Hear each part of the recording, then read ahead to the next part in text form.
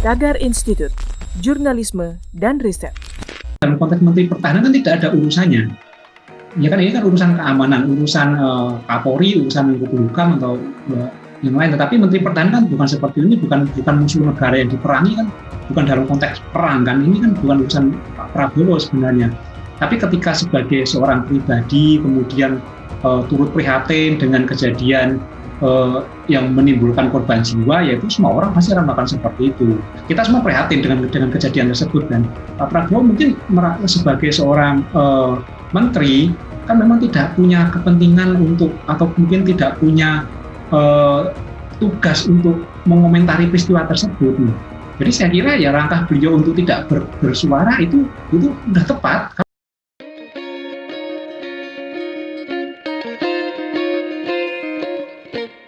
Halo Tagarians, para penonton Tagar TV dan juga pembaca Tagar ID, terima kasih tetap setia di YouTube channel Tagar TV. Hari ini kita mau bahas tentang Menteri Pertahanan Prabowo Subianto yang menjadi trending topik di Twitter. Netizen mempertanyakan sikap Prabowo terkait tewasnya 6 laskar FPI dalam insiden baku tembak dengan polisi di Jalan Tol Jakarta Cikampek 7 Desember 2020 lalu.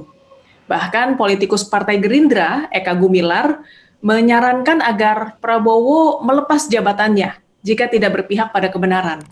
Menurut Eka, persoalan ini bukan tentang ormas, tapi soal perlindungan hak hidup sesama warga negara. Untuk membahas hal ini lebih lanjut, saya, Kori Olivia, sudah bersama dengan Bapak Stanislaus Rianta, pengamat intelijen. Halo Pak Stanis, apa kabar Pak? Baik, Mbak. Pak Stanis, ada pihak yang heran kepada Menteri Pertahanan Prabowo Subianto yang diam, tidak mengeluarkan pernyataan berkaitan kematian 6 pengawal Rizik Syihab. Nah, pihak itu berpendapat Prabowo tidak tahu membalas budi Rizik Syihab, pendukung berat Prabowo dalam Pilpres 2014 dan 2019.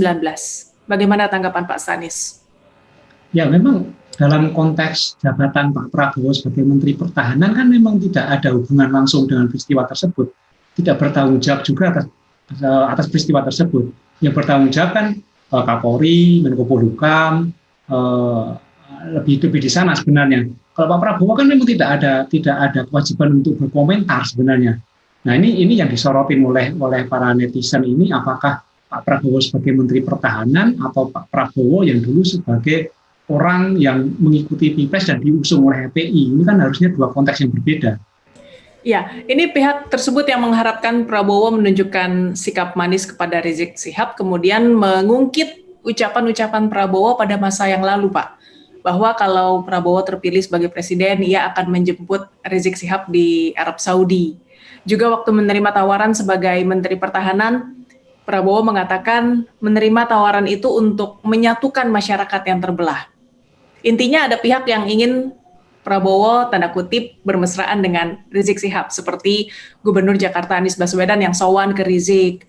Nah, Prabowo tidak menunjukkan sikap seperti itu, seperti Anies Baswedan. Apakah artinya Prabowo benar-benar loyal kepada Jokowi, kepada negara?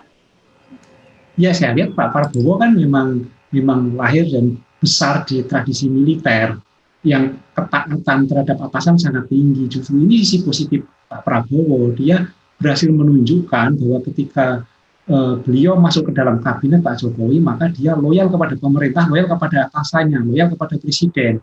Dan Pak Prabowo mengikuti apa yang menjadi kebijakan dari pemerintah. Harusnya memang seperti itu.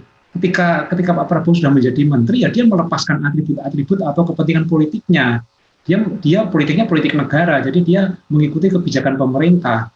Dalam hal ini saya membenarkan Pak Prabowo, dan itulah yang harusnya dilakukan oleh seorang menteri. Jadi dia menghilangkan identitas atau menghilangkan kepentingan politik masa lalunya dan berorientasi pada apa tugas sekarang yang dia lakukan. Tapi kalau misalnya Prabowo Subianto yang saat ini seorang Menteri Pertahanan menunjukkan keberpihakan kepada Rizik Syihab pada masa ini, apakah itu sesuatu yang bisa dibenarkan, Pak? Ya dalam konteks apa? Misalnya dalam konteks Menteri Pertahanan kan tidak ada urusannya. Ya kan ini kan urusan keamanan, urusan Kapolri, urusan Menko Polhukam atau yang lain. Tetapi Menteri Pertahanan kan bukan seperti ini, bukan musuh negara yang diperangi kan, bukan dalam konteks perang kan. Ini kan bukan urusan Pak Prabowo sebenarnya. Tapi ketika sebagai seorang pribadi kemudian turut prihatin dengan kejadian yang menimbulkan korban jiwa, yaitu semua orang pasti akan melakukan seperti itu. Kita semua prihatin dengan kejadian tersebut kan. Nah, Pak Prabowo mungkin sebagai seorang menteri kan memang tidak punya kepentingan untuk, atau mungkin tidak punya tugas untuk mengomentari peristiwa tersebut. Jadi saya kira ya langkah beliau untuk tidak bersuara itu sudah tepat, karena memang tidak ada tugas untuk hal tersebut. Dan memang Menteri Pertahanan juga tugasnya tidak mengurusi ormas semacam FPI ya Pak ya? Apa saya salah? Ya kan tugasnya bukan untuk mengurusi ormas kan. Ormas kan diurusi oleh Kementerian Dalam Negeri, kemudian oleh Kumham, kemudian mungkin kalau berhubungan dengan kegiatan keagamaan ada Kementerian Agama juga, kalau berhubungan dengan kegiatan sosial mungkin bisa Kementerian Sosial itu. Tapi memang tidak ada hubungannya. Jadi sikap Pak Prabowo saya kira itu sudah benar, sudah tepat. Tapi sebenarnya Rizik Syihab dan FPI ini bisa dikategorikan sebagai ancaman pertahanan negara nggak sih Pak? Saya belum melihat ke arah sana. Ini kan hanya ormas, kemudian dia bergerak untuk dengan framing atau dengan tujuan-tujuan untuk menegakkan agama, ajaran agama, ya itu sah-sah saja kan, sebagai ormas mempunyai tujuan, mempunyai platform, itu kan sah-sah saja kan. Kemudian cara-cara yang mereka tunjukkan itu memang cara-cara yang mungkin agak keras, jadi membuat resistensi banyak pihak.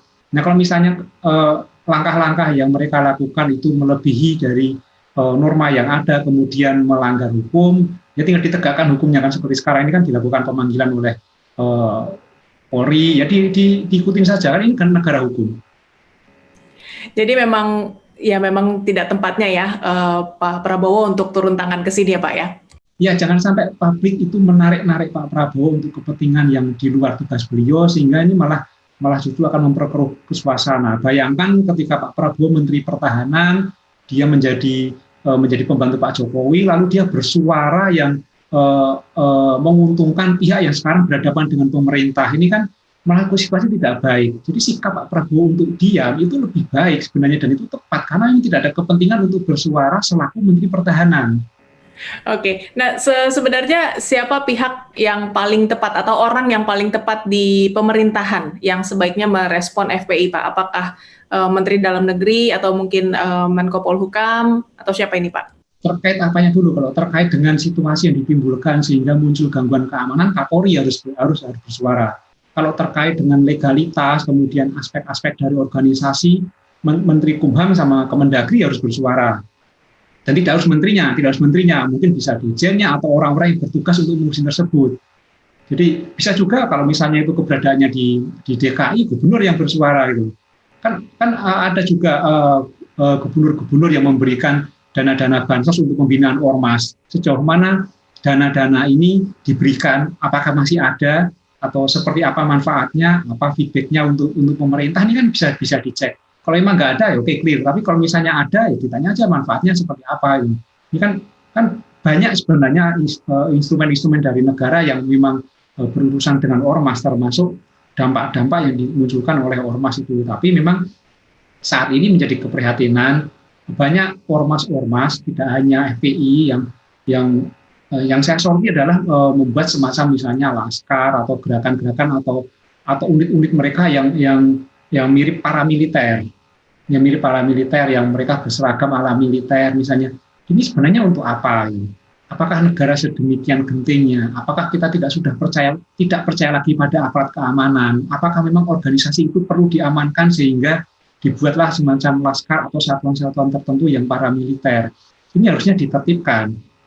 Kalau memang perlu, ya oke, tujuannya untuk apa itu. Kalau misalnya memang mereka perlu suatu satuan khusus atau pasukan khusus misalnya untuk membantu bencana alam, itu bagus. Kita perlu itu karena negara kita kan memang negara yang hidup dengan bencana. Tapi kalau misalnya untuk dilatih perang, bahkan saya lihat ada latihan-latihan yang cukup ekstrem, itu untuk apa? Kita tidak untuk perang, kita punya TNI, kita punya Polri yang cukup kuat, cukup solid. Percayakan pada mereka.